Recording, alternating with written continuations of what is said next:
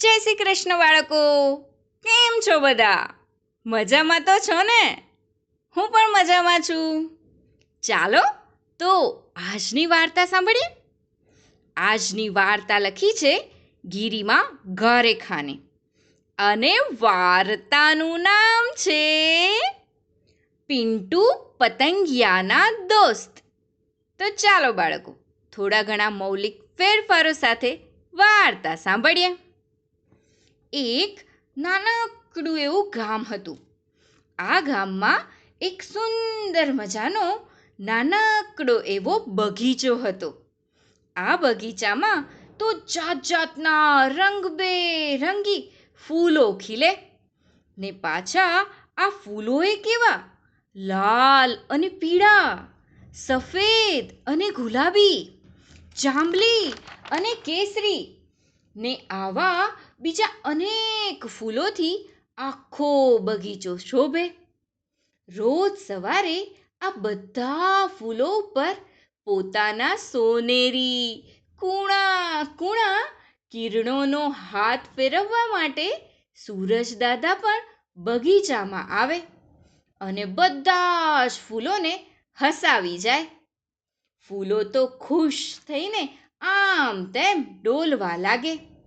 અને તમને ખબર છે બાળકો, આ સુંદર મજાના ફૂલોને જોવા માટે, મળવા માટે ને એમની સાથે વાતો કરવા માટે રોજ સવારે ઘણા બધા બહુ જ બધા પતંગિયા પણ આ બગીચામાં આવતા હતા.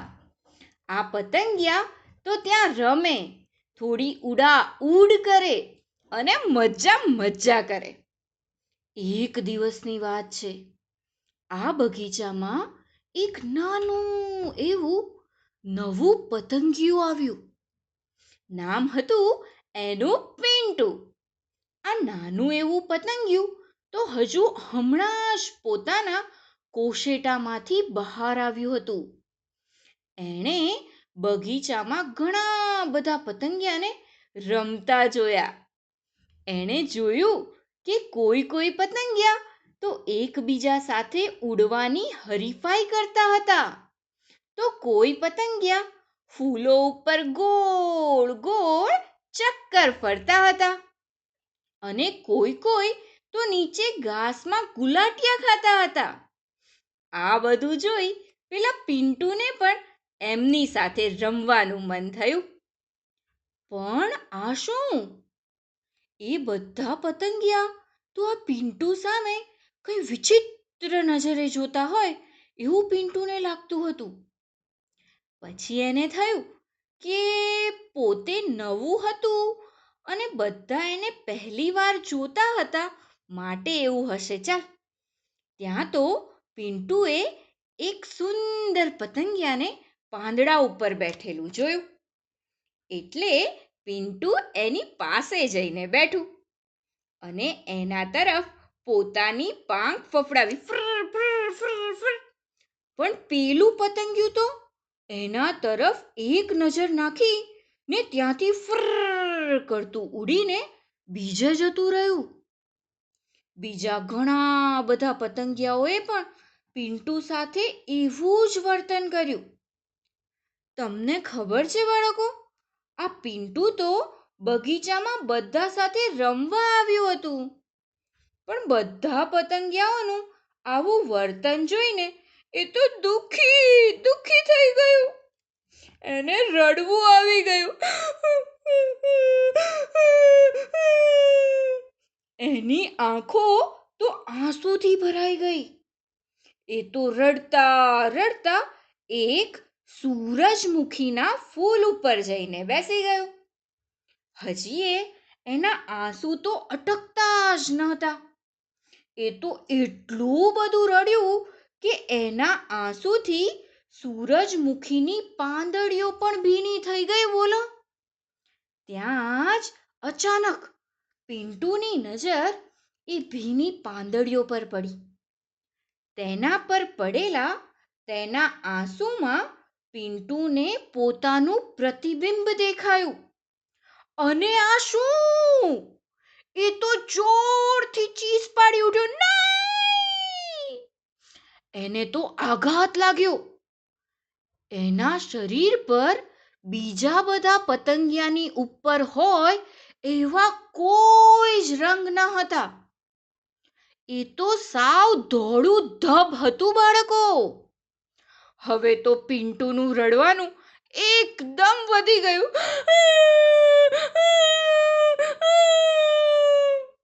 એને બીજા પતંગિયાઓના પોતાના તરફના ખરાબ વર્તનનું કારણ સમજાઈ ગયું. એ વિચારવા લાગ્યું, એ બધા તો કેવા સુંદર લાગતા હતા. મારા જેવા રંગ વિનાના પતંગિયા સાથે રમવાનું કોને ગમે? હવે તો કોઈ મારી સાથે દોસ્તી નહીં કરે. બગીચો ગમે તેટલો સારો હોય, પણ દોસ્તો વિના શું મજા? એકલા એકલા ફરવામાં, ઉડવામાં શું આનંદ આવે? ને આમ કહેતા પિન્ટુએ તો જોરથી રડવા માંડ્યું. એનું આવું રડવાનું સાંભળીને સૂરજમુખીની સુસ્તી ઉડી ગઈ. એણે પિન્ટુને પૂછ્યું, એ નાના પતંગિયા, તું કેમ આટલું બધું રડે છે? મેં તો ક્યારેય કોઈ પતંગિયાને રડતું નથી જોયું. બધા એને કાયમ રમતા અને મસ્તી કરતા જ જોયા છે. તને શું થયું છે? પછી તો પિન્ટુએ સૂરજમુખીને પોતાની પાસે રંગ નથી અને એટલે જ કોઈ એની સાથે દોસ્તી નથી કરતું એ વાત કરી. એ સાંભળીને સૂરજમુખી તો જોરથી હસવા માંડ્યું. એ એટલું બધું જોરથી હસ્યું કે એની બધી પાંદડીઓ પહોળી થઈ ગઈ અને પિન્ટુ એની વચ્ચેના ખાડામાં સર કરતો લપસીને પડી ગયો. પિન્ટુને લાગ્યું કે હવે તો આ ફૂલ પણ એની મશ્કરી કરે છે, એટલે એ તો વધારે ઉદાસ થઈ ગયો.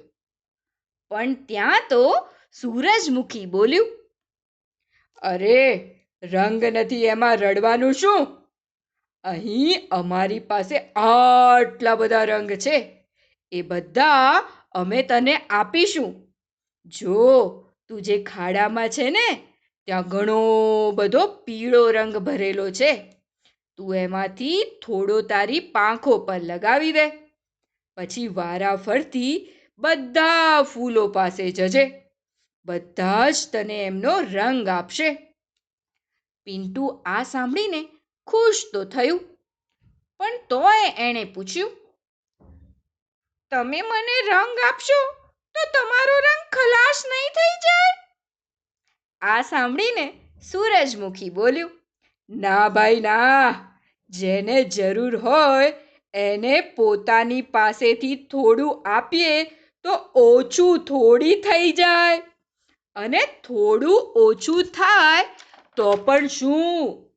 અમે તો સાંજ પડે કરમાઈ જઈશું. કાલે બીજા નવા ફૂલ, નવા રંગો લઈને આવી જશે. આ સાંભળી પિન્ટુ તો રાજી થઈ ગયું. પછી એણે સૂરજમુખીના પીળા રંગથી પોતાની પાંખો પીળી કરી. લાલ ગુલાબે એની પાંખોની કિનારી લાલ રંગથી રંગી આપી. જાંબલી ફૂલોએ એના શરીર ઉપર જાંબલી રંગના છાંટણા કર્યા. સૂરજ દાદાના કિરણોએ એની પાંખો ઉપર પોતાની આંગળીઓ ફેરવી અને એ પાંખો ચમકવા માંડી. પછી પિન્ટુ તો કેળ પાસે ગયું અને એના મોટા પાન ઉપર હજુ ટકી રહેલા ઝાકળના નાના ખાબોચિયામાં પોતાનું પ્રતિબિંબ જોયું. એના આનંદનો તો પાર ન રહ્યો. એ તો એકદમ સુંદર બની ગયું હતું. એ તો પછી વારાફરતી બધા ફૂલ પાસે ગયું અને બધાય ફૂલોને વહાલ કરીને ધન્યવાદ કહ્યું. એટલે બધા જ ફૂલો પણ પિન્ટુને ખુશ જોઈને પાંદડીઓ ખોલીને હસવા અને ડોલવા માંડ્યા. પોતાના દોસ્ત ફૂલોનું આવું સરસ મજાનું વર્તન જોઈને પતંગિયાઓને પણ પોતાની ભૂલ સમજાઈ. હા, પેલા બીજા બધા પતંગિયાઓ કે જેમણે પિન્ટુ સામે મોં ફેરવી કાઢ્યું હતું, એમણે પણ હવે આ નવા નાના પિન્ટુ પતંગિયાને વહાલ કર્યું અને એને દોસ્ત બનાવી દીધું. પછી તો પિન્ટુ બધા એની સાથે ખૂબ બધું રમ્યું. એણે પણ એમની સાથે ઉડવાની, ચક્કર ચક્કર ફરવાની અને ઘાસમાં આળોટવાની મજા પડી ગઈ. હવે તો પિન્ટુ રોજ સવારે આ બગીચામાં રમવા માટે જાય છે. પણ ફૂલોએ એના માટે શું કર્યું હતું એ એણે બરાબર યાદ રાખ્યું છે. એ બગીચામાં જઈને સૌથી પહેલા પોતાના પાક્કા દોસ્ત ફૂલોને મળે છે, એમને વહાલ કરે છે, એમની સાથે વાતો કરે છે અને પછી જ રમવા માટે જાય છે. ને પછી તો બધાએ ખાધું પીધું ને મજા કરી. વાર્તા થઈ ગઈ પૂરી, બાળકોને મજા પડી. ચાલો જઈએ પોડી, નિંદર આવી પહોંચી. કાલે મળીશું ફરી, વાર્તા લઈને નવી. તો ચાલો બાળકો, આજનું ઉખાણું સાંભળીએ. ડાળીએ ડાળીએ કૂદતો, જે પૂંછડી વાળો પાડો. કાળું રાતું મોઢું દિસતું, જાણે હનુમાનનો છે દાદો. તો બોલો બોલો બાળકો, કોણ છું હું? આ ઉખાણાનો જવાબ તમે મને જરૂરથી મોકલાવજો. હું તમારા જવાબની રાહ જોઈશ. આવજો બાળકો. જય શ્રી કૃષ્ણ. નમો નમઃ.